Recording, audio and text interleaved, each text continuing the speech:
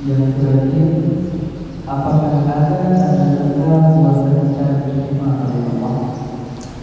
Tanda diterima amalan ini dalam tasawuf pegah tanya semakin mendekat diri kepada Allah pertama, yang kedua semakin bersemangat dalam beribadat, semakin senang kepada amal-amal baik, hanya macam puasa termasuk lain tu, tena acara pengajian senang tak ikut, acara majlis zikir senang tak ikut, membantu orang-orang lain senang, ni salah satu tanda amal tanya diterima oleh Allah.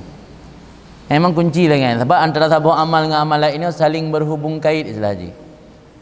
Jadi menyertanya diterima sabuh ibadat yang biasa tanya semangat dalam melakukan ibadat, nak rasa senang, hantu bua-bua, nisyat ikun, nisyat kan semangat, gembira. Alian kan hanya ibadat yang mentang, ibadat lain galak. Yang bertanda ke haji, tanda haji mabrur jadi. Tanda haji mabrur kan dari gua nak perubahan. Yang berkan yang biasa galak maksiat dari gua ka berubah ke. Kan kau pakai pi haji, kanyan. Kan haji mabrur ti gua ho yang ngejak kau pakai pi haji, baca koko kainan ni. Yang salah satu tanda ni, tanda amal diterima, tanya semakin gembira, galak dalam berbuat kebaikan, galak dalam ibadat, senang kepada hal-hal yang good. Yang tanda amalan diterima. Kan makna kan tanda amalan diterima ni nak sertifikat nah. Sertifikat nyoba dunia kena sertifikat, jual sertifikat, jual ijazah.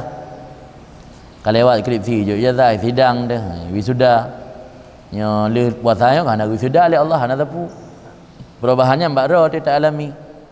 Rasakan gero. Ditanya punah perubahan, pun mantai lagi set, punah peningkatan dalam beramal.